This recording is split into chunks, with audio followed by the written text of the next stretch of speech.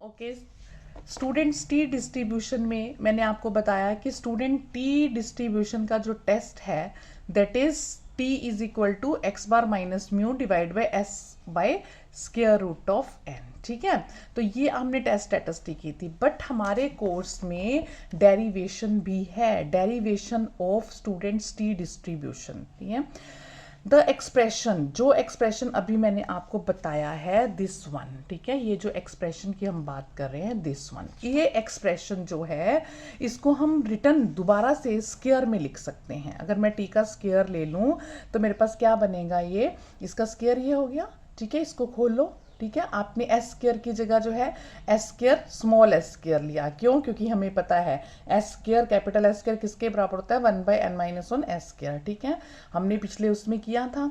उसके बाद अब इसको आप इधर लेके जाते हो तो आपके पास क्या आया, टी स्क्वायर बाई n-1, इसको आप इधर ले गए और ये आपके पास ये फैक्टर आ गया इस तरह से। इस फैक्टर को हमने इस तरह से लिखा। ठीक है, इस फैक्टर को इस तरह से लिखने का एक कारण है कि हमने इसको ये बताना है कि ये square of a standard normal variate है, यानी कि काई स्क्वायर को की फॉर्म में ही लिखा जा सकता है, क्योंकि एक्स आई जो है that is i going 1 to n random sample है from the normal population with mean mu and variance sigma square. So जो x है वो नॉर्मली डिस्ट्रीब्यूटेड है with mean mu and sigma square by n। ठीक है, तो ये factor आपके पास स्टैंडर्ड नॉर्मल वेरिएट को फॉलो करता है। Since this being the square of a standard normal variate, तो ये क्या बन गया हमारे पास, क्या बन गया है हमारे पास, is a chi square variate. ठीक है, और ये भी हमें पता है, हमने काई स्क्वायर की डेफिनेशन में देखा था कि this is also a chi square variate with n-1 degrees of freedom. ठीक है, तो क्योंकि ये दोनों इंडिपेंडेंटली डिस्ट्रीब्यूटेड हैं तो टी स्क्वायर बाई n-1 जो अभी हमने ये निकाला है factor, this factor T square by n-1 being the ratio of, ये मैंने यूं बना दिया कि ये रेशो किसकी हो गई, two independent chi square variates with 1 degrees of freedom and n-1 degrees of freedom। आप समझ रहे हो कि मैंने इसका स्क्वायर लेके टी स्क्वायर का इसको री रिटर्न किया इस फॉर्म में और बताया कि ये जो मेरा फैक्टर है इसको इस तरह से मल्टीप्लीकेशन में इस तरह से लिखा, क्योंकि हम लिख सकते हैं इसको। तो ये जो मेरे पास एक फैक्टर आया, this is a chi square variate with 1 degrees of freedom and this is a chi square variate with n-1 degrees of freedom. So this factor being the ratio of two chi-square variates with 1 degrees of freedom and n-1 degrees of freedom। और ये मेरा पास, अगर मैं beta 2 gamma और beta जो हमारे पास functions थे, अगर मैं बीटा की फॉर्म में देखूं तो बीटा का जो प्रोबेबिलिटी डिस्ट्रीब्यूशन फंक्शन है वो इसको फॉलो करेगा। यानी कि जो मैंने ये कहा कि since x bar and s square are independently distributed, ये आपके पास जो फैक्टर है t square by n-1 being the ratio of two independent chi square variates. ठीक है, तो ये किसको फॉलो करेगा, ये बीटा 2 को फॉलो करेगा। मींस ये बीटा 2 वेरिएट बन गया और इसका डिस्ट्रीब्यूशन फंक्शन हमें पता होता है ये है, इसका डिस्ट्रीब्यूशन फंक्शन ये है, क्या है ये, 1/√ऑफ nu beta of 1/2 nu by 2 1/1 plus t square by nu. Nu आपको पता है ना, डिग्रीज ऑफ फ्रीडम। न्यू क्या होता है आपको पता है, nu is nothing but it is a degree of freedom and it is always equal to n-1 until unless कोई कंडीशन ना दी हुई हो। ठीक है, सो ये प्रोबेबिलिटी डिस्ट्रीब्यूशन आपको फर्दर ड्राइव करने की जरूरत नहीं होती। जो बीटा का प्रोबेबिलिटी डिस्ट्रीब्यूशन फंक्शन है ये आपको पता होना चाहिए, ये आपको नोट करना पड़ेगा, क्योंकि बीटा का प्रोबेबिलिटी डिस्ट्रीब्यूशन फंक्शन अलग से आप ड्राइव करके देख सकते हो जो ऐसे आता है। ठीक है, जो आपके कोर्स में आ गए हैं, लेकिन अभी क्योंकि टी स्क्वायर जो है इसको फॉलो करता है तो हम डायरेक्ट ले लेते हैं कि ये जो टी डिस्ट्रीब्यूशन है ये बीटा को फॉलो कर रहा है, इसका डिस्ट्रीब्यूशन फंक्शन ये है। क्यों कर रहा है, क्योंकि t square by n-1 being the ratio of two independent chi square variates, so this beta 2 एक तो 1/2 और n-, ये वेरिएट बन गया और इसका ये प्रोबेबिलिटी डिस्ट्रीब्यूशन फंक्शन बन गया। ठीक है, सो ये प्रोबेबिलिटी डिस्ट्रीब्यूशन फंक्शन आपने मींस इतना ही डेरिवेशन ये आपको आना चाहिए। This is the derivation of students T square, derivation of students T square. ठीक है, अब देखो इसकी जो लिमिट्स हैं कॉन्फिडेंस लिमिट्स, तो मैंने आपको कॉन्फिडेंस लिमिट्स जेड की भी कराई थी। इसी तरह से इसकी कॉन्फिडेंस लिमिट्स क्या है मेरे पास, कॉन्फिडेंस लिमिट का मैंने क्या फार्मूला आपको बताया हुआ है, टेस्ट स्टैटिस्टिक, ठीक है। जैसे कॉन्फिडेंस लिमिट्स, अब यहाँ पे हम किसकी निकाल रहे हैं, मीन की। तो जेड में हम क्या कहते थे, टेस्ट स्टैटिस्टिक, तो यहाँ पे मीन क्या है, एक्स बार, प्लस माइनस वहाँ हम जेड लेते थे, जेड की tabulated value 5% level of significant पे इनटू स्टैंडर्ड एरर, यही फार्मूला है ना, इनटू स्टैंडर्ड एरर। तो 95% confidence limits for mu are आपका test statistic plus minus t of 0.05 into standard error, ठीक है। इसी तरह से 99% अगर होंगी तो यहाँ पे ये टी क्या आ जाएगा, 1% पे, टी 0.01, ठीक है।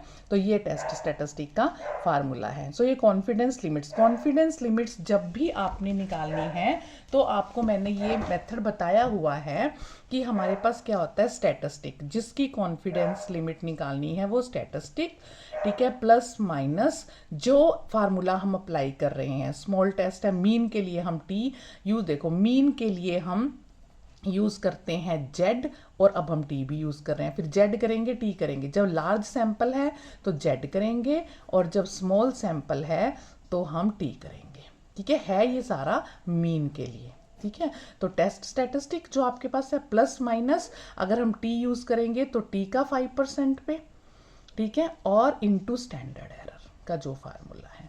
अब स्टैटिस्टिक क्या यूज कर रहे हैं हम, मीन, तो मीन का क्या आ जाएगा, एक्स बार प्लस माइनस, अब 5% का क्या मतलब हो गया, 0.05 इनटू स्टैंडर्ड एरर का आपको पता है s by square root of n, ठीक है, s by square root of n ये स्टैंडर्ड एरर है का फार्मूला है मीन के लिए, ठीक है। तो ये आपके पास मीन का, अगर 5% 1% पे होगा मीन्स 99% कॉन्फिडेंस लिमिट, ये आपके पास क्या है, 95% कॉन्फिडेंस लिमिट्स, तो ये क्या आ जाएंगे आपके पास 99% confidence limits. So X bar plus minus T 1%, यानी कि आपके पास क्या आ जाएगा, into standard error s by square root of n, ठीक है। 10% होगी तो यहाँ 10% मीन्स वो 90% ले रहे हैं। So this is what confidence limits for mean mu, ठीक है, in case of small samples, जब हम टी की बात कर रहे हैं, ठीक है, जब हमने टी की बात करनी है तब आपके पास ये स्मॉल सैंपल्स हैं। इसी तरह से हम कॉन्स्टेंट्स निकाल सकते हैं टी डिस्ट्रीब्यूशन के, ठीक है। कॉन्स्टेंट्स कैसे निकलेंगे टी डिस्ट्रीब्यूशन के, कॉन्स्टेंट्स निकालने के लिए हमारे पास जो है, क्योंकि हमें पता है, देखो ये करना है आपने 16.2.4, 16.2.3 नहीं करना, डेरिवेशन के बाद आपको सीधा लिमिट्स निकालनी आनी चाहिए जो कि रिमार्क्स में दी हुई है, रिमार्क्स नंबर 2, उसके बाद आपने कांस्टेंट्स करने हैं, constants of T distribution. Constants of T distribution का क्या मतलब है कि आपको सेंट्रल मूवमेंट्स निकालने हैं, ठीक है, मूवमेंट्स निकालने हैं। तो मूवमेंट्स का आपके पास फार्मूला आपको पता है कि जो मूवमेंट्स अबाउट ओरिजिन क्या है वो 0 है, ठीक है। तो आप म्यू1 डैश निकाल सकते हो, वो मीन आ जाएगा, फिर म्यू2 डैश निकाल सकते हो, और इस तरह से आप यहाँ पर म्यू2 डैश निकाल के इसका इंटेग्रल लेके अपना टी की वैल्यू यहाँ पुट करोगे जो उसका प्रोबेबिलिटी डिस्ट्रीब्यूशन फंक्शन है, तो आपके पास म्यू2 आर की ये वैल्यू आ जाएगी ये बीटा डू की फंक्शन, ठीक है।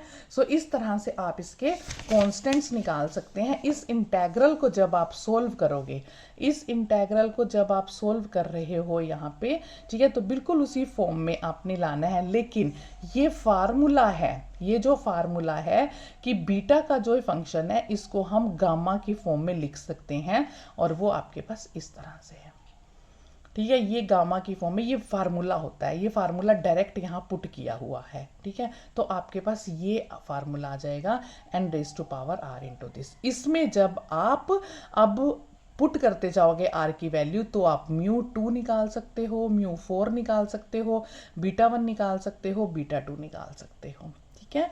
मतलब आपको कांस्टेंट्स में करने के लिए डायरेक्ट जो है कांस्टेंट्स ऑफ टी डिस्ट्रीब्यूशन में म्यू की वैल्यू लेनी है, उसके बाद आपको कि इंटेग्रल इसका फाइंड आउट करना है, म्यू2 आर का इंटेग्रल निकालेंगे तो आपके पास ये आ जाएगा -∞ to infinity T raised to power F of T. ये एफ ऑफ टी की जगह पे जो ये फंक्शन है यहाँ पे, क्योंकि हम टी के कॉन्स्टेंट्स निकाल रहे हैं, तो एफ ऑफ टी मेरा प्रोबेबिलिटी डेंसिटी फंक्शन किसका आ जाएगा, टी का, ठीक है, बस उसका सॉल्यूशन जब हम निकालेंगे तो ये मेरे पास म्यू आर का फार्मूला आएगा। ठीक है, और मैं उसको जब सॉल्व करती हूँ तो बस यहाँ पे ध्यान देने वाली बात है कि बीटा का जो फंक्शन है, बीटा का डायरेक्ट फंक्शन किसके इक्विवेलेंट आ जाता है, गामा के इक्विवेलेंट आ जाता है। ठीक है, इसके डेरिवेशन में कोई प्रॉब्लम आएगी तो आप मेरे से डिस्कस करना कि इसका डेरिवेशन जो है कैसे करना है। इसके एग्जाम्पल्स इतने इंपॉर्टेंट नहीं हैं, लेकिन इसकी लिमिटिंग फॉर्म इंपॉर्टेंट है।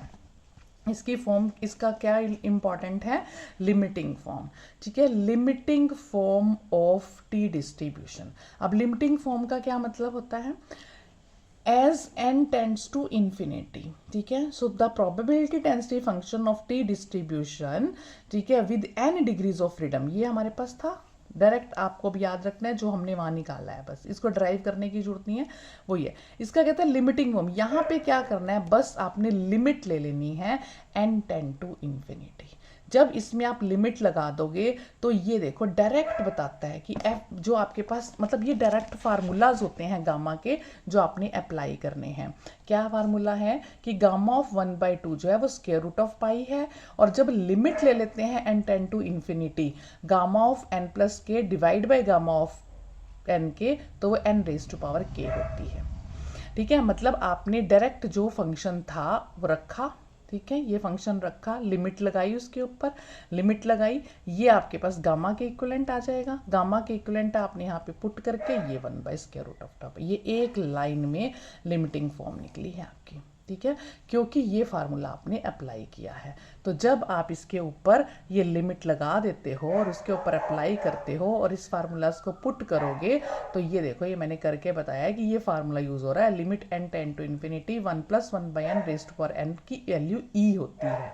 इसकी वैल्यू क्या होती है, e होती है, बस वो पुट करना है। So this is what limiting form of T distribution. ठीक है, constants of T distribution and limiting form of T distribution थोड़ा सा डिफिकल्ट लगता है, लेकिन आप इसको ड्राइव करोगे तो बिल्कुल आपको इजी लगेगा, और जो डिफिकल्टी होंगी वो गूगल मीट पे हम इसको सॉल्व कर लेंगे। ठीक है, ग्राफ ऑफ टी डिस्ट्रीब्यूशन आपको पता ही है, मैंने आपको पहले ही बताया था कि ग्राफ हमारे पास इस तरह से बनेगा जैसे उसमें बताया है। ये आपके पास देखो नॉर्मल डिस्ट्रीब्यूशन को फॉलो कर रहा है, तो जो आपके पास क्रिटिकल रीजन है α/2 इधर, जैसे आपको पहले समझाया है बिल्कुल उसी α/2 इधर, α/2 इधर, तो मीन्स अल्फा जो आपका क्रिटिकल रीजन है उसका हाफ पोर्शन इस तरफ हो गया, उसका हाफ पोर्शन इस तरफ हो गया। So acceptance region is 1 - alpha और rejection region is actually alpha, which is α/2 here, α/2 here. ठीक है, सो क्रिटिकल वैल्यू इसकी आप निकाल सकते हो। आपको पता है प्रोबेबिलिटी की क्रिटिकल वैल्यू क्या है, अगर वो उससे ग्रेटर हो जाती है तो वो रिजेक्शन रीजन अल्फा है, लेस है तो वो 1 - अल्फा है, यानी कि एक्सेप्टेंस रीजन है। ठीक है, और आप अगर दोनों प्रोबेबिलिटीज को इकट्ठा कर देते हो, एक्सेप्टेंस और रिजेक्शन को, मीन टोटल अगर आप इसको ग्रेटर और लेस ले लेते हो वो अल्फा के इक्वल है, और α/2 इधर है, α/2 यानी कि ट्वाइस है, तो आपके पास ये हो जाएगा। इस तरह से α/2 है और ये अल्फा है। ठीक है, अच्छा, सिंगल टेल टेस्ट, और इसके लिए आपको वैल्यूज़ मैंने बताई हुई हैं कि आप कैसे लेते हैं। तो फॉर सिंगल टेल टेस्ट यानी कि अगर ग्रेटर और लेस है तो टैबुलेटेड वैल्यू जो निकालोगे वो आएंगी, इसी तरह से सिंगल और 2 टेल के लिए जो टैबुलेटेड वैल्यू निकालोगे वो आएंगी। So this is about the graph of T distribution. ठीक है, तो मैंने आपको अभी जो आज कराया है, this is about what is the derivation of T distribution, derivation of T distribution, उसके बाद हमने उसका constants of T distribution, and then limiting form of T distribution, and what about the graph of T distribution. ठीक है, सो ये चारों चीजें आपने करनी है about the T test, T distribution test. Okay.